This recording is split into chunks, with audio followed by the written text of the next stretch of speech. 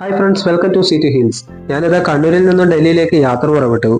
എനിക്ക് സീറ്റൊന്നും കൺഫേം ആകാത്തതുകൊണ്ട് ഞാനിതാ ജനറൽ സീറ്റിൽ ഇത് ഇങ്ങനെ ഇരുന്നിട്ടാണ് യാത്ര ചെയ്യുന്നത് കേട്ടാ.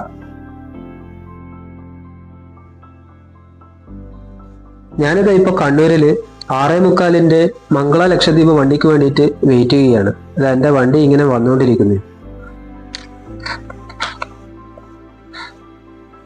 ഞാൻ വണ്ടിയിൽ കയറിയിട്ട് നോക്കുമ്പോൾ എനിക്ക് എൻ്റെ ആക്ച്വലി എന്ന് വെച്ച് കഴിഞ്ഞാൽ തത്കാല വെയിറ്റിംഗ് ലിസ്റ്റ് ആണ്. അതുകൊണ്ട് എനിക്ക് സ്ലീപ്പർ കോച്ചിൽ എനിക്ക് കയറാൻ കഴിയും. എന്നെ TTRനെ പിടിച്ച് പുറത്താക്കാനൊന്നും പറ്റൂല. പിന്നെ സീറ്റ് അവൈലബിൾ ഉണ്ടെങ്കിൽ നമുക്ക് ഇരിക്കാമെന്നാണ് TTR പറഞ്ഞത്. പക്ഷെ സീറ്റ് അവൈലബിളേ അല്ലായിരുന്നു കേട്ടോ. അത്യാവശ്യം തിരക്ക് കുറഞ്ഞ ഒരു ബോഗിയിൽ ഇതേപോലെ ഞാൻ ബാഗിന്റെ മേലെ ഇരിപ്പുറം വെച്ചു. എൻ്റെ ഒപ്പരം തന്നെ കുറെ ഹിന്ദിക്കാരും മലയാളീസെല്ലാം ഉണ്ടായിരുന്നു. അതുകൊണ്ട് ഞാൻ കരുതി കുറച്ച് കഴിയുമ്പോൾ നമുക്ക് സീറ്റ് കിട്ടുമെന്ന് ഞാൻ കരുതി. അങ്ങനെ അങ്ങ് ഇരുന്നു. എന്റെ കൂടെ ഇരിക്കുന്നവരെല്ലാം നല്ല ഉറക്കത്തിലേക്ക് എത്തി. കുറെ ആളുകൾ വരുന്നു, പോകുന്നു, ഉറങ്ങുന്നു, പോകുന്നു, വരുന്നു. പക്ഷെ എനിക്ക് സീറ്റ് മാത്രം കിട്ടിയിട്ടില്ല. അങ്ങനെ എന്റെ രാത്രി മൊത്തം ഇങ്ങനെ യാത്ര പുറപ്പെട്ടുകൊണ്ടേയിരുന്നു. അങ്ങനെ സീറ്റില്ലാത്ത ട്രെയിനിൽ കുത്തിയിരുന്ന് നേരം വെളുത്തപ്പോൾ ഏതോ ഒരു സ്ഥലത്തേക്ക് രാവിലെ അവർ നിർത്തി. അവിടെ നിന്ന് ഒരു ചായയെല്ലാം കുടിച്ച് ഇതേപോലത്തെ പ്രഭാത ഭംഗികളെല്ലാം അവിടുത്തെ ആസ്വദിച്ച് വീണ്ടും യാത്ര ആരംഭിച്ചു. എന്തായാലും ടിക്കറ്റ് കിട്ടാത്തുള്ള യാത്ര എന്ന് വെച്ച് കഴിഞ്ഞാൽ അത് ഈ മനോഹരമായ യാത്ര തന്നെയാണ്. അതൊരു അനുഭവം തന്നെയാണ് എന്റെ മോനെ.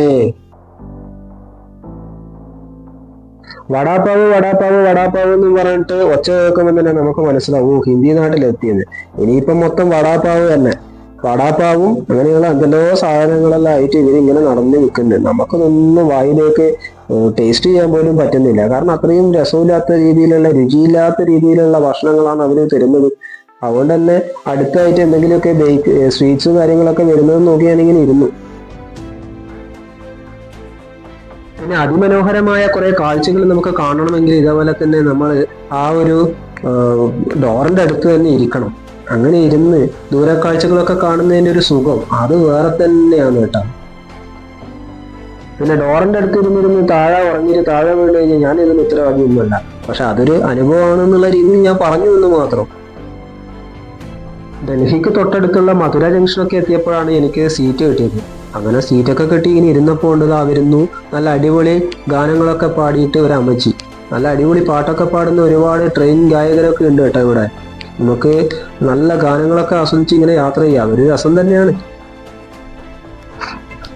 എന്തായാലും സീറ്റൊന്നും കിട്ടാണ്ട് ജനറൽ സീറ്റിൽ എന്നെ പോലെ വെയിറ്റിംഗ് ലിസ്റ്റിലോ ഒക്കെ ആയിട്ട് കയറി വരുന്ന ലോങ് ട്രിപ്പിന് പോകുന്ന എല്ലാ യാത്രക്കാരോടും എനിക്ക് പറയാനുള്ളത്, നിങ്ങൾക്ക് പറ്റുമെങ്കിൽ ഒരു ചെറിയ ഒരു ചെയർ, ഫോൾഡബിൾ ആയിട്ടുള്ള ചെയർ, അല്ലെങ്കിൽ എന്ന് വെച്ച് കഴിഞ്ഞാല് നമ്മളെ ഹിന്ദിക്കാരൊക്കെ ചെയ്യുന്നത് പോലെ ഒരു പെയിന്റ് ഡപ്പന്റെ മുകളിൽ ഒരു സഞ്ചിയൊക്കെ വെച്ചിട്ട് കെട്ടിയിട്ട് ഒരു സംഭവം ഒരു ചെയർ പോലെ ആക്കിയിട്ട് എടുത്തോളുക. അങ്ങനെയുണ്ടെങ്കിൽ നിങ്ങൾക്ക് സുഖമായിട്ട് ഇരുന്നിട്ടൊക്കെ യാത്ര ചെയ്യാൻ പറ്റും കേട്ടോ. നല്ലൊരു അനുഭവമായിരിക്കും.